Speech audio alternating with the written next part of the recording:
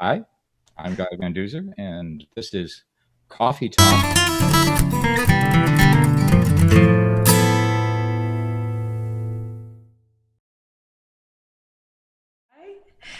Welcome, everybody. I'm Kim Perlak. I'm the chair of the guitar department. Welcome to another coffee talk with our guest, Guy Van Duzer, today. And we have Cheryl Bailey, assistant chair, guitar, Hello, everyone. Coffee cheers. and Ian Steed, our senior coordinator. Hey, Ian. Hey all. We've got our guitar department coffee mugs, and Guy, you've got quite a beautiful coffee mug there. Well, this is a big one because when I make coffee, it's a project. I put in, it's got hot chocolate powder in it, and it's got almond milk in it, and it's got honey in it, and it's a breakfast. It's a meal in a cup, really, is what it is. So that's our first question: is how do you take your coffee? And that's quite elaborate. And I actually do remember that because specifically we ordered hot chocolate for the guitar department office That's exactly for right. you. Guess who started that idea? Well, it's a brilliant idea, I think. Well, Ben was right with me. He was right on it. The next thing I knew, it was there. Yeah, Ben doesn't miss a beat. He I really also have knows. an espresso machine Hmm. as well, like the one that he got. So that's actually how I do it with capsules. So that way I can even different flavors of coffee to go with it. I forget what I'm having this morning. I think it's mocha butter butterscotch or something like that. I That like sounds good. coffee. I like to play. I could do all kinds of things. Just a straight cup of coffee. I've had those. Ah, well, there's so many things that are going to be parallels in your story that you're going to tell us to the way you make your coffee. So Well, that's fantastic. So, Guy, the first question after the coffee discussion that we start with is, can you tell us a little bit about your first days at Berkeley? Like, what did it feel like? What was it like? How did you enter into the guitar department realm? And what are your thoughts about that looking back? well, I was really excited to come, and actually, I should include a little bit of how I got here, which is that Rick Peckham, who was assistant chair at that time, this was in 2008, right around Christmas time. I think he called me up, and he didn't even really say who he was. He just said he wanted to take lessons with me because he'd heard my recordings on the radio, and he was really interested in fingerstyle. He said he'd never done it. He always played with a pick. So we agreed, and he came over to the house, and I guess we spent about 2 hours together, just talking about it. And he said, "Show me this and show me that." Rick. He was really into everything immediately. And then he said, "Okay, this is great, man. I'll be back in 2 weeks. Let's do it again." So he came back in 2 weeks, and I was kind of flabbergasted because he had asked if he could record the lesson on his little Zoom thing machine, and I said, "Sure." So when he came back, he had everything written out in finale that we had talked about. He had completely transcribed the whole lesson. And I'm thinking to myself, where do you get students like this, man? This is incredible. But he uses finale like I read TV Guide. It's just nothing to it for him. Mhm. So anyway, we had another lesson, and then he asked me, if I would like to come and teach at Berkeley. And I said, "Yeah, sure. I'd be delighted, I guess." I said, "Let me think about it." "Okay, I've thought about it." And so he said, because of how old I was and everything, he said, "Well, we'll just." I said, "It's kind of late to start a career there," and he said, "Don't worry. Well, you can come in as a professor." And I said, "Great.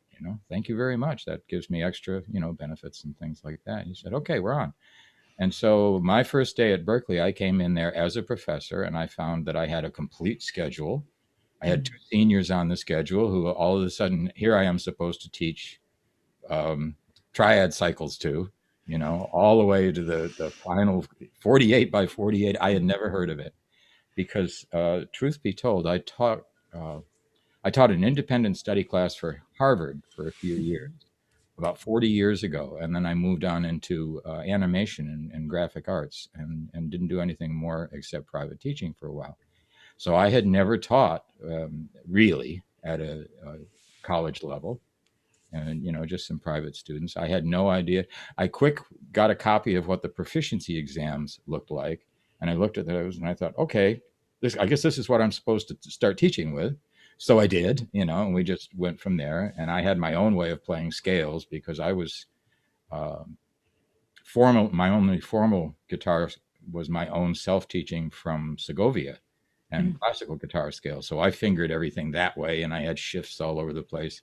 And I had never seen any of Bill Levitt's methods or anything. So I literally, I'm confessing here, I came into Berkeley without the slightest idea of what I was supposed to do, except I knew they had to pass that proficiency exam. And I knew I had to, as always, keep them interested in guitar. So basically, my formula has always been when a student comes in for their lesson, I say, what would you like to do today? Mm.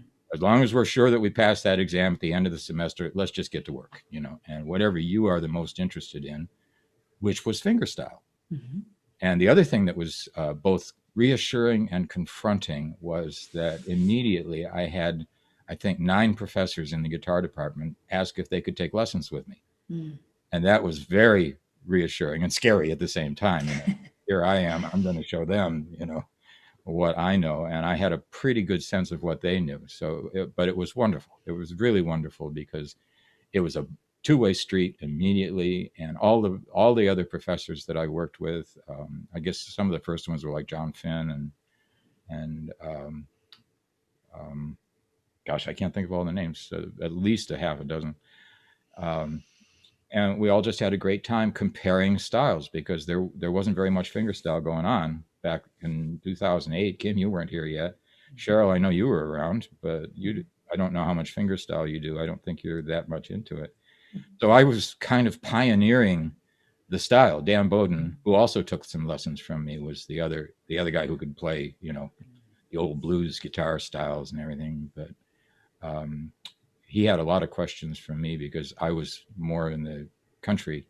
Chet Atkins and Jerry Reed and people like that. Lenny Breau, who was a personal friend of mine. So I had a lot of connections and a lot to offer that way because I knew Chet, I knew Jerry Reed, I knew Lenny, and Doc Watson, all those guys. They were my friends from having toured for years and years on the various mostly on the folk festival circuits was how I met most of them. And of course, I met Chet through that Stars and Stripes thing because I had arranged that. And that's how Lauren and I got to be friends too, Lauren Passarelli, because she let me know that was one of her senior recital pieces. And I thought, oh, wow, this is just too good. And we also both loved the Beatles. And so That's fantastic. That was the other thing that we immediately linked up. So I felt at home right away. I felt very comfortable at Berkeley. I was just really nervous that I wasn't teaching things right or anything. But after I became known for a while, I began to have repeat students. They would come back and say, I want more of you. And I felt like, okay, I must be doing things right. And they were passing exams. They were, getting what they needed to get done. Mm-hmm. And the fingerstyle, I guess, was catching on because we kept picking up more people. Bobby Stanton came along, and our classical, we've added a couple people there. So yeah, it's growing. This idea of playing the guitar with just your hands, is really, really getting someplace. That's fantastic. I thought of 2 things while you were talking. And one was you've really come up in an oral tradition. That's a real community of fingerstyle players. A lot of people think of it as Nashville centric, but it's much wider than that. There's a lot of people from all over the world really in this community.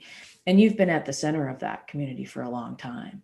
Yeah. And you made this reference about how these connections are made by saying, oh, the Stars and Stripes thing. Uh-huh. So I'm wondering if you can kind of weave some thoughts together and talk about what that is like being in an oral tradition community like that, how you learn by getting to know people, and maybe use the Stars and Stripes as an example of how you ended up working with Chet Atkins.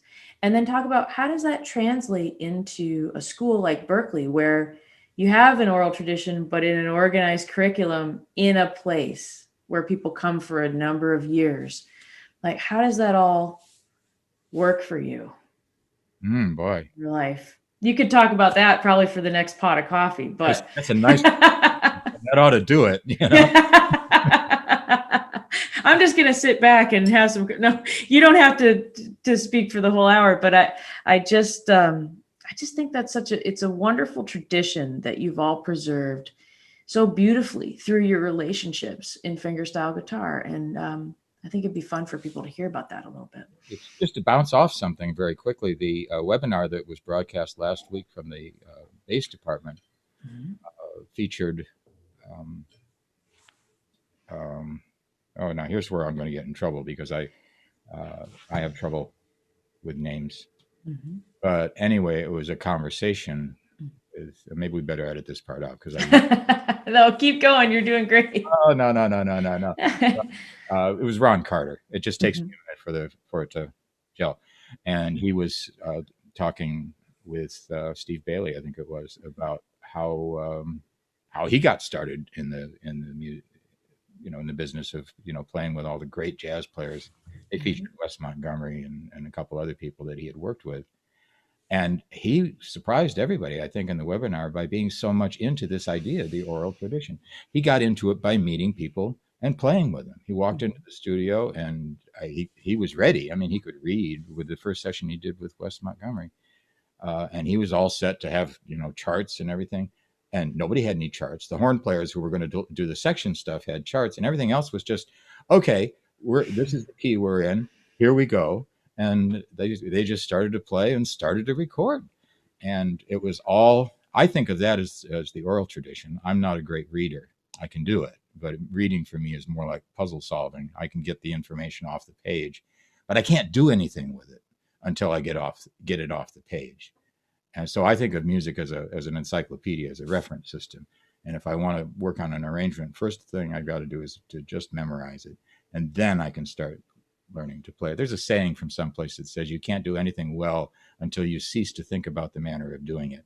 Mhm. And for me, that means all right, get the music, fine, get it in there, but you don't practice by sight reading it. You get it, and most of it I got from listening to recordings. And that's how I got into Chet too. Was I started playing fingerstyle by listening to Chet Atkins records. We didn't have YouTube, and we didn't have all the. I don't even think tablature had been invented yet when I was starting to do that. The books consisted of Melbay 1 and 2, you know, Mm. and that was about it. That was all that you had for guidance. And then after that, you just unless you were studying strict classical guitar, Aaron Shearer and people like that were already around. But I was into Chet, and that was the only place to get in was the records or on TV. And so the thing that did for me is it got me started learning directly from the sounds. Mm. So that because it was all I had to listen to the record, I'd just move the needle back and forth. Most of my Chet Atkins LPs play right through to the other side now when I put them on because they're so worn through. But that was the idea. I would just listen over and over again, and I would locate that sound. I didn't even think of them as notes. I wasn't thinking of them as musical notes. They were the sounds of the melody. Mr. Sandman went up and down the fretboard, and I would follow that sound up and down the strings, and just I'd start with cut number one of a Chet Atkins LP. I've got about 40 of them, and I would just work my way through the entire side of the record by ear, and so I just developed a quick relative relationship with where the sounds are on the fretboard. Where are the sounds that I want to hear and the ones that I want to play? Which actually kind of leads to an overall philosophy of music for me, which is that you learn to play an instrument because there are things that you want to play. You want Mm. to play songs, whatever kind of music you want to play, you go grab that instrument and you want to learn how to play it so you can do that. Not necessarily so that you can become a machine gun scale player, but so that you can play Mr. Sandman if you want to. Mhm. When I start my Chet lab, I'll always have at least one student. Are we going to do Mr. Sandman? It's very popular. Oh, that's great. Okay, so I go right that through is it. like the part A of oral, right? That's Aural. going to be by ear. Part B of oral is Is ORAL. Can you talk about that for a minute? ORAL, like learning from the players and right. and building your relationships. Well, I started out with Chet partly because there wasn't anybody else around where I lived. I lived out in the country, and there weren't people sitting around, playing guitar all the time. And I could hear that Chet's was a solo style, so I could just sit and play it, and I could enjoy myself. But then I got into a band in high school and began to get into the music. The Beatles came along, of course, and I got into the songs. And then I started once I got into college, I went out to the Oberlin Conservatory and I started meeting other people who could play. And I started playing with them. And immediately I started to learn. I started to see other ways that people were thinking. And it always grabbed me. And just about everybody that I met was very friendly about it. That I would say about the oral tradition. Most of the people who are really serious about it and who are really good at it are very friendly. They're very supportive. You want to get into it with them. One of the strong people I played at the beginning with was Eric Schonberg, who had made a recording with his cousin called The New Ragtime Guitar. And that was all fingerstyle. That was the Joplin craze that was going. And I wanted to get into that. And there was Eric. He lived down the road in the next town over in New Jersey. So we met each other and we just got into the habit. I'd go over there on Saturday nights. I'd take my lady with me and he had his, and we'd all get pizza and we would just sit there for the rest of Saturday night and play the blues and Mm. play the blues around and around and around. And we got so that we were really comfortable with each other. We started doing gigs together, and then I started meeting more people. When I came to Boston, one of the first people I met was a bluegrass banjo player, and that opened me up to an entirely new kind of music. I wasn't into bluegrass particularly, but he was good, and he showed me the right people. He started teaching me Ralph Stanley songs, and he introduced me to other players in the Boston area, Friends of Bluegrass. And the next thing I knew, I was in a bluegrass band, playing guitar and also playing bass. Mm. And that helped me too, because suddenly I found myself on another instrument. And that was contributing to my musical education as well, because I had just imitated Chet whenever I wanted bass notes. I just did whatever he did. But then suddenly I found I was just holding the bass in my hands by itself and making that do its job. And I found that I was the heartbeat of a band. Mm. Suddenly being rhythmic and really feeling the beat was so much more important than it had been before, because that was my chief responsibility there. And also, I was surrounded by excellent players. Our lead guitarist was Orrin Starr, who went out to Winfield and won the national championship that same year on both guitar and mandolin. And so then I got into mandolin and started playing that because I liked that. And then, Got a transcription of so, Orin's so I'm back still. here in a stack of papers, actually. Oh, that's great. I'm sorry, Ian. Oh, I'm saying I have a transcription of Orin's back here in a stack of papers. Oh, he could play. He really, really had that snap sound. And he was also very friendly. And he and I used to work on duets together. We'd practice that way. And then almost immediately, I'm still only like, I guess, 22, and I meet Billy Novick. Mm. He is an entirely different animal because he's not a string player. He's playing the woodwinds. He played his main instruments were alto and clarinet. And we ended up meeting each other because by that time I was accompanying dance classes on the guitar. And that's something else that I recommend to my students, is that they get into using whatever skill they have in some way, that if possible, playing dance classes or accompanying something, so that you're using whatever you know up to that point to try to create music for the occasion, so that you're working. We're not just hacking around with each other. And I played dance classes for Dance Circle here in Boston for about 10 years. And that was a wonderful experience, because there I wasn't working with other musicians. I was solo again. But see, I get off topic pretty easy. But But in the process, well, what you did was you had a dance teacher in front of the class. There'd be, maybe a dozen people in the class ready to follow the movements. And the way you teach dance is strictly by imitation. This is modern dance. And so you had an instructor up there would count maybe 16 counts, and they would do what was called a combination, which was this, and then you went there, and then you moved and you turned, and whatever her sequence of movements was. And she would demonstrate to that class, or he would demonstrate that to the class once. And the class is watching and they're trying to memorize what they're seeing, because that's the skill they need to acquire, is to learn choreography from watching somebody else do it. Other than Laban notation, it's very difficult to write choreography down. That is its own kind of oral tradition, because you have to learn it by imitation. So they'd get to see it once, and I'd get to see it once. And then I'm sitting there in the corner with my guitar ready to play, and I get one chance to watch those 16 counts go by, and then I have to play something, some kind of piece. I either have to remember something I know that would fit that music, or the easiest thing turned out to be just to improvise something, just to start working with chords and melodies. And it all usually has kind of a new age feel to it, because they weren't looking for specific pieces. They just wanted the right rhythm and the right feel. And that led me into making stuff up and composing. And I just did that over and over. You do that for an hour and a half, 3 times a week for 10 years, and you've made up a lot of stuff.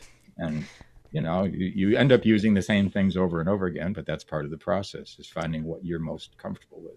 Hey, Guy, what I love about that, well, there's a couple things, because I was thinking about, when you playing solo, especially, you do these things, I don't even know how many fingers you have. You have a couple hidden there.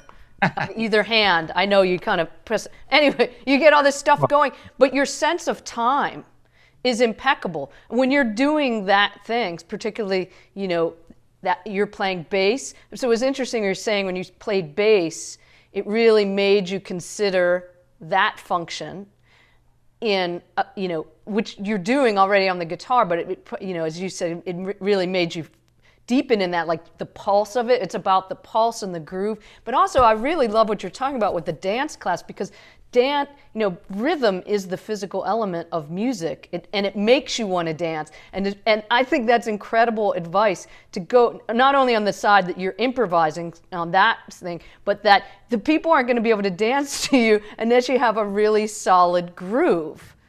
And so that, I think, is amazing. So I love that first of all, that's part of your experience, and that's part of your recommendation. But just to ask you about that, how you develop that, or how you encourage your students to develop that sense of pulse and time that you really need to do to deliver, especially, okay, I'm sitting here with my guitar, and I need to deliver this to you to make a room full of dancers dance, or just someone tap their foot. Well, one of the things that I do is I break the music down into its own components, rhythm being one of them, Cheryl. And where does the rhythm come from in a guitar piece? If you're just the guitarist in a band, probably you're playing rhythm guitar. You're supplying the chords and the harmony. So when I teach the Chet class, for example, I teach them right away to make what I call a Chet Atkins open face sandwich. And the way that works is that the bass line, or the bottom line, is kind of the bread, and it's the bass and the chords. That's what the boom chick is keeping time for. And instead of taking here we go with Mr. Sandman again. Instead of taking Mr. Sandman and just trying to play the whole thing, well, I don't even know where my pick is. There it is. I'll start them by just this part. Mr. Sandman, bring me a dream. And you sing the melody, and you just play the chords and they back up. You don't even try to put the whole thing together until you really feel that rhythm first. And then the other component of it is the melody. And what I do with my students is I ask them to learn the melody separately. And I don't care where they finger it. I actually start them most of the time with Happy Birthday, because what I want them to do is the same thing that I did with those old Chet Atkins records, which is to forget YouTube, forget tablature, just, Happy Birthday, so play it on your instrument. I'll say just pick a spot, put your finger there.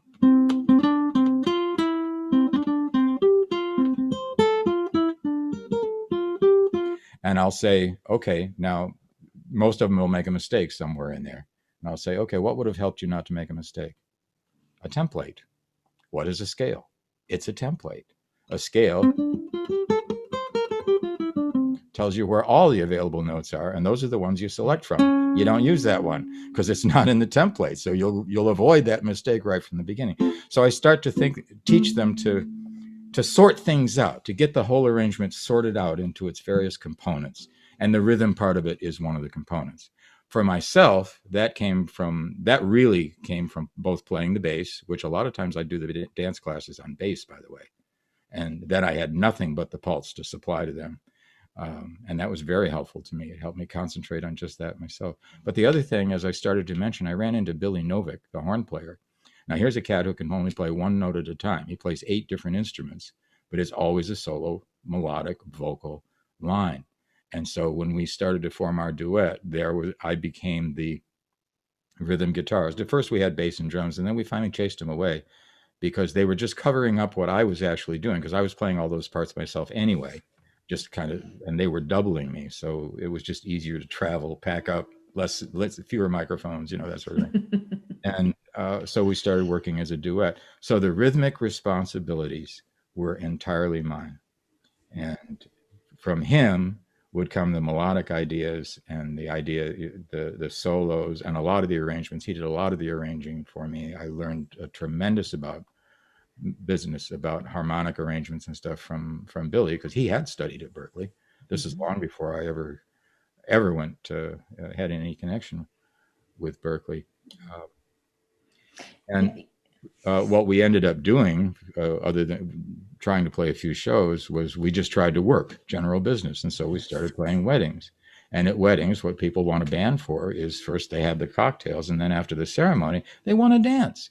And so we started playing dance music. And the natural thing for a clarinet is to play out of the swing era, the 20s, the 30s, the 40s.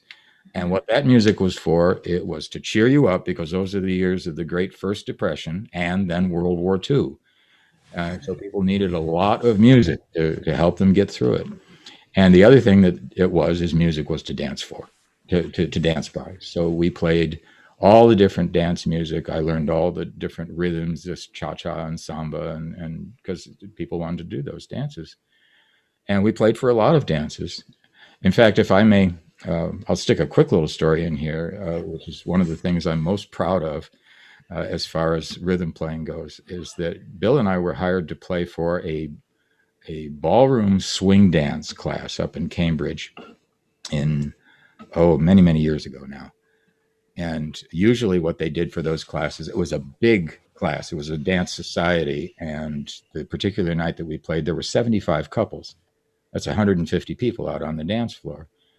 And we showed up. They had heard, yeah, Guy Van Duser and Billy Novick. You got to get these guys. They play great swing. I don't think they knew that we were a duet. I think they thought they were hiring a swing band. And so there was just the two of us. And we came out on stage and set up our amplifiers, and we started to play, and they started to dance. And we swung our heads off because we had to, just to try to keep the thing going. Stomping at the Savoy, and all the great Goodman tunes. And in fact, it was Stomping at the Savoy. I was busy playing. Billy had played his solo, and it was my turn to just improvise a solo and still keep the rhythm going at the same time, which has kind of become my specialty. And I almost made the fatal mistake of looking up while I was doing it. And I did just quick glance up and looked right back, because I realized there are 75 couples out there flipping each other, doing the Lindy, doing all of these different things, totally relying on the rhythm that this one little nylon string guitar was putting out in that great big ballroom hall. That was it. And I was driving the entire evening with just one guitar. And I was flabbergasted, even myself, because it was working. It was happening. And we finished the evening, and they said, "We love you. We got to have you guys back." And it's just one of the best musical moments in my career, I think, was being able to carry off an entire ballroom with one guitar. That's incredible, and I can see that as you describe it, and it sounds incredible, and that always lends credence to this. Student comes in and says, "Oh, I rely on the bass and drums," when their time isn't strong. You know what I mean? And I'm like, So there's a story where you feel that you feel that inside so strongly, and that's what you've got to put out there, and you can make a whole ballroom dance with your nylon string guitar because you're feeling it and you're delivering it so powerfully. That's incredible. I love that. I'm very happy. I have a friend down in Alabama who says he says I can't touch anything without making it swing. I am trapped in what I can actually do. I can't not play swing. It's just part of me, like breathing, that it's got to swing and it's got to be in time. And so I think just I transmit that just being in the same room with my students. I think they can sense, as soon as I start to play, that this is something that this is about, and that they want to pick up on and get into. Which kind of brings us back to the oral tradition again, because I got that from playing with Billy, and then Billy introduced me to other players, and we did play in band situations, and I got to play with better and better players too. We did a gig once with John Hendricks, and he loved us. And he's singing the blues out in front of again just Billy and I. We did the St. Louis Blues with Odetta once, and she was just in ecstasy because she was the same way, and she just felt the rhythm. She really loved it, and it made it work. You know. You know what I also love about the way that you kind of told us about your history is that you put a little moment on when you were 22 and you met Billy. And I just am conscious of the idea that so many of our students leave Berklee when they're 22 and they've learned so much, and they've met someone maybe who they think, okay, this person is going to be a musical partner or collaborator, and they don't know what's ahead of them. And I think what's really interesting is a lot of us who know something about your career know more of the later things that came after that, when you were working with people that we think of as in the Nashville scene. Mm-hmm. And I think a lot of students are like, okay, well, what happens in between there?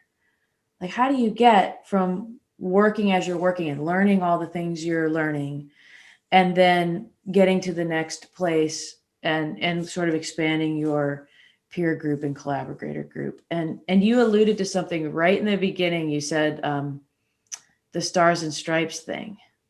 And can you tell that story? Would you mind telling that story? No, that's all right. That was the particular key that unlocked doors for me. Mm-hmm. And I would say, just to first of all, to respond to your question, the each student that comes out of there at 22 years old is, I believe, they're going to run into a key. It's a big, wide world, and if you play it for straight, and you're honest and you're open about, when you meet people, if you do what you can do and you're willing to share. Like I said, most of the people that I've met, particularly the ones higher up, like Chet and Jerry, they are nice people. That's how they got there. They didn't get there by stepping over anybody. They got there by networking. They got there by association and by doing the playing and working with other people. In my case, I just had this nutty idea that because I had met Rick Schoenberg, it comes from, again, people I met. And I got into the ragtime thing, and then I started playing solo Joplin rags when I would do my solo concerts. And I found out right away that it was a two-way kind of a thing. Yes, The Sting had just come out with Paul Newman and Robert Redford, the movie, and everybody was into Joplin. That was the year. And so I started playing Joplin rags, but I found that the audiences would ask for, oh, play the Sting, man. And I would pick because that's how they identified rags. And I would pick one of the Joplin rags and I would start to play it. And I was true to the rag. So I had to do each section twice. And yes, I was rhythmic about it. It definitely had a beat, but they took a long time. They'd take 4 or 5 minutes, some of them, to play all the way through the arrangement. You had to hear each part twice. And I would watch the audience kind of out of the corner of my eye. And I could see some of them were starting to remember what they had for dinner or what they had to do later, and it wasn't completely holding their attention. People know, an audience knows when you're repeating something verbatim, and they'll tune out even for just that chorus. They'll relax their attention a little bit and wait for something new to come along. This is another thing I tell my students. Anytime you perform anywhere, what the audience is actually doing is learning your performance. They are learning what you're doing, and they'll pay attention, particularly if it's something new. And the fact is, they can tell when it's new and when it's not because they've already learned some of it. They have absorbed something. So they're not just watching the music, they're learning it. And that's where you have to be really audience aware. Well, I was very audience aware because I felt like I was boring them after a while, even though it was what they said they wanted to hear. So one night I was sitting with a friend of mine, and this is another oral tradition friend. He is actually primarily a fiddle player, but he also played guitar. And we would get together maybe once a month, and we were up in my kitchen, and we were doing what we called ragging the classics, which is that you just take snatches of anything you can think of, pieces of Carmen, the opera or whatever, and you finger pick it. you turn it into a finger picking tune. And sooner or later, we got around to "Be kind to your web footed friends." That part of the Stars and Stripes is the part that everybody knows. Um, and we did it and we hacked around, and then it was 10 o'clock. He packed up and he went home. And for some reason, it stayed with me. I was living in a co-op kind of a situation there, so we had a community record bin, and I went over and looked, and sure enough, there was a recording of the Michigan State Band playing Sousa marches. And I thought, wait a minute now, let me hear how the rest of this thing goes. This might be very cool. And so I started playing the record, just like working with the Chet records. And I heard the melodies go by and I could hear what the bass line was doing. And I figured the middle of the thing is just, well, of course, the rhythm was wonderful because it's a marching band. So there was no problem there. But it really felt like that kind of timing. And as I was playing with the different parts, I thought, hey, this is a lark. I'm going to learn this thing. I'm going to work this out. And then the next time the audience asks for a Sousa or for a Joplin rag, I'm going to play a Sousa march and I'll have the laugh on them. This will be a big joke, And so I stayed up till 6 o'clock in the morning until I had assured myself that I was going to be able to play the entire thing. Even the piccolo part would go together. It works kind of like a Bach two-part invention. If you think of it that way, it's not that scary anymore. So I figured out all the positions for it. I couldn't play it, but I knew I was going to be able to. And I used to take the laundry down to the laundromat and I'd walk it down there and then I'd sit with the machines running so nobody could hear me. And I would practice this silly march. And at one point, two ladies were loading their laundry up, in fact, and I heard them as they went out the door. One of them said to the other one, "I never heard anybody play a Sousa march on the guitar before." And I thought, aha, I'm on the right track. So I finally got a chance to introduce it at a free gig. I played at a Harvard Square church, the Nameless Coffee House it was. And they had never heard of me. And nobody knew what I was going to do. I just walked out on the stage and I played that march. And people started to giggle at first, like, what is this? Because I started at the beginning, I played all of the trio and everything. And the further I went into it, you can hear it on the recording because I luckily they were taping the show and I got a hold of the recording afterwards and it went on my first rounder LP. And that's really the other key was it got a chance to be distributed. No YouTube back then. That was the only way you could hear something was on a record. But by the end of the whole thing, the audience, when I got to the piccolo part, they were openly laughing, not at me, but with me. Because they were going, he's going to do the whole thing. He's crazy, he's going to try it. And I got all the way to the end and they started to clap along and I finished the tune and they jumped out of their seats and just went, Yahoo! Nobody had ever heard anything like it. And I walked off the stage and I was gone. But the effect on me, it was just electric, that I realized, wow, I did something more than I thought I was going to do.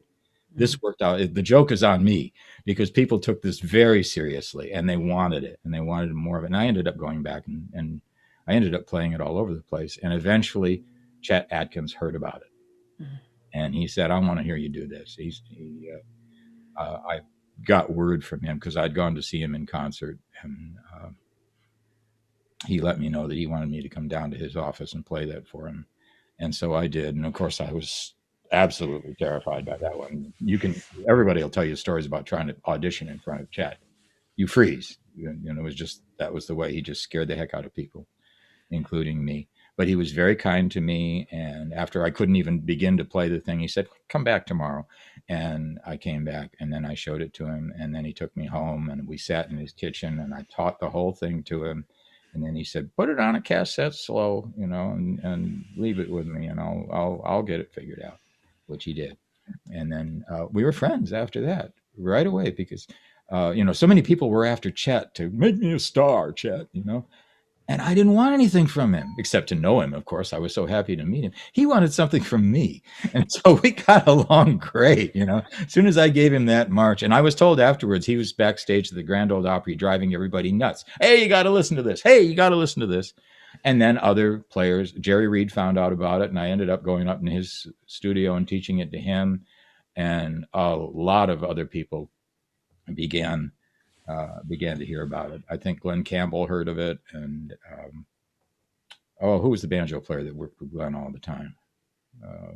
He particularly he tracked me down at a festival once. He came there specifically to because he wanted to get me to play it for him. So the piece opened the doors for me. And all of a sudden I am meeting these top people, these amazing people. And they're taking me, they're treating me as an equal because my idea was good enough to say, yeah, this guy is worth listening to. And That's you know, amazing. when I play some other stuff, they got into that and they realized, yeah, besides that, he can actually play, you know. That's important. It's so important. Everything you just said is that you were doing what really fed you emotionally and spiritually and musically, and you were doing it all the way and working really hard on it. And you were working on your overall musicianship and your playing. And so when something you did grabbed people's attention, then when you met them, you had a genuine relationship because it was sharing something you loved with them, something they really wanted to do that they loved. And then you could instantly back that up because you had worked for so long on developing your playing. Yeah, I had some nice experiences that way, Kim. The only guitar contest I was ever in, I didn't mean to get in because I personally I do not favor contests. They really really, again, they scare me, and I don't like being scared. I'm not comfortable that way. But a friend of mine told me, "Hey, guess what? Entered into a guitar contest." He had sent in my $7 as well as his own because he didn't have a car, and I did. So I ended up driving because the contest was up in New Hampshire, and it was a huge contest. They had, I guess, 60 or 70 people entered in it, including Nashville people. It was a nationwide contest. And there I was, all of a sudden, entered in this contest, and I didn't know what the heck to do. But this was in 1975, and I had just created that Stars and Stripes. Mm. And I heard a couple other people, you know, warming up, and I thought, oh my gosh, you know, this guy's from the Grand Ole Opry or something. You know, one of the members of David Bromberg's band was there. And they were just top people. And I thought, I can't compete with this. I'll bet they won't play a Sousa March. At least I can have some fun here. So I'll play the Sousa March. And I did. And I was such an underling. Nobody knew who I was. So they scheduled me. The thing was an outdoor festival that started at 10 o'clock in the morning. I think they scheduled me for 20 after 10. So there were maybe four people on the side of the hill in the audience that heard me play. And I got a lot of applause for it. And then I got off the stage and I thought, well, phew, that's the end of that. And the contest went on the rest of the day and was supposed to end at 6 o'clock at night. And all these other people played, and eventually it started to sprinkle on the audience, but they stayed right there because there were really good people playing, you know, as I said. And we got down to the 6 o'clock, and they came in to announce the winners, and they said, "Well, we have a three-way tie, and the other two names I won't put here, but the third name was mine." Mm. People are going, who? And the reason that they did this, they told me afterwards. So I had to play it again. We had a runoff, and they said, you got to play that march again. So I played it again in the rain, out and, you know, the guitars getting sprinkled on and everything. But I'd finished it. I got through it. And I got, this time there was an entire hillside full of people. It was kind of like Woodstock on a smaller scale. And the whole audience was jumping up and down, and they loved it, you know. And then about after all the three of us had played, the judges came back out and they announced, and the winner is me. Um, and I go, oh, wow, you know, I won. What they had actually done was to restage the thing because they had long since decided that I had won. They didn't see anybody all day that played anything like that Sousa March, but they realized that there were only 6 people on the hill then, so they would be awarding the first prize handmade guitar to someone that nobody had seen play. And so they deliberately staged that. So I didn't have to go around twice. That's amazing. But then the Hey, rest of the story is after that, they said, hey, don't be mad at us. Come on backstage. We got some pizza and everything. And I went backstage and I played for them till 3 o'clock in the morning. They wouldn't let me stop. mm, All of the judges and everything just said, play some more. Man, we are with you. And they made me play just about everything that I knew. And that I'm saying that in response to your statement, Kim, that it was not just, I wasn't just a one trick pony. mm. I was able to hold the judges themselves enthralled for about 3.5 hours after that, just, you know, listening to what I could do. Yeah, that's important. Yeah. Ian, what is on your mind in this conversation? What are you thinking about? That's just fascinating. Yeah, I love that. I love that you were able to sort of knock it out of the park by doing something that's so out there and like bizarre, you know? Like I think that like, you know, you did it and with like a healthy dose of like self-conscious almost absurdity, right? That like It's a joke. Yeah. I love that. Yeah. The joke was on me though, because once I played that for Chet, once he learned it, they started recording Sousa marches down there. John Knowles recorded one. Chet Mhm. recorded a couple of them. You know, suddenly everybody had to arrange Sousa marches. So I had started something, you know, that people were actually intrigued by. And I think the other thing to the credit, to maybe to my credit, but certainly to the credit of the arrangement, is it moved guitar one more notch up. Yeah. It was in a way the beginning of people trying things on the guitar that why would you think you could play that on the guitar? And some classical guitarists, one in particular whose name I can't think of, a Japanese fellow, came out with pictures at an exhibit Yeah. arranged. Yamashita. Yeah. Yeah, yeah. Yep. It was just an attempt. He said, "All right, the guitar is more and more like a piano. It'll play anything you can." And the other guy who used Stars and Stripes as an encore piece regularly, by the way, was Vladimir Horowitz. When he Mm. would finish the end of one of his concerts, very, very often the encore piece would be the Stars and Stripes Forever on the piano. You know, You know, I like so much about what you said, and I also love that. I think a lot of people when you're young, especially, and a lot of our audience is the students, you're always worrying about planning your career. And so much of what comes out in a lot of these conversations is that you plan your musicianship and you plan your practicing and you plan working on what you love, and your career comes unexpectedly. And that's what happened for you. That you were at a competition because your friend needed a ride, yeah. Well, but you were prepared, and so you came and you're like, well, i can't I can't compete, quote unquote, traditionally with these people who have all of these chops, but I can do what I love. And then look what happened. That became this beautiful, not just win of the competition, but this beautiful moment in your life. And so many of your stories kind of have that theme, right? Like, I isn't like that? the way you said that, Kim, because yes, I have always been doing something that I love. And Hmm. in fact, in several instances, Billy and I, in our joint career that we started together, I mean, we really liked each other's playing a lot. And we started to get offers. We had an offer to open for Steve Martin for 15 weeks out in Las Vegas, Hmm. and we turned it down. We didn't want to do it. Hmm. Um, I didn't want that to turn into what, was going to be, first of all, scary again.